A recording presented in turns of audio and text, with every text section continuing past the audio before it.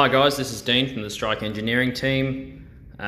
What this device here is the new Memor 10 from Datalogic.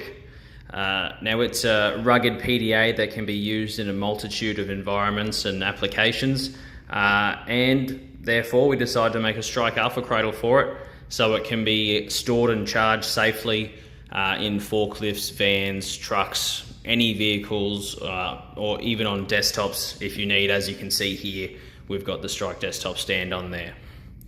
So it slides into the cradle like so, nice and easy. This one's actually utilizing the Qi wireless charging of the device, and so that's nice and smooth installation and uninstallation of the device into the cradle.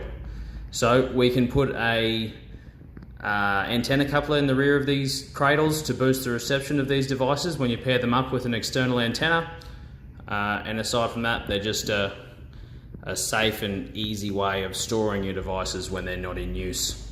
If you're interested, please give us a call or email our sales team. Thanks guys.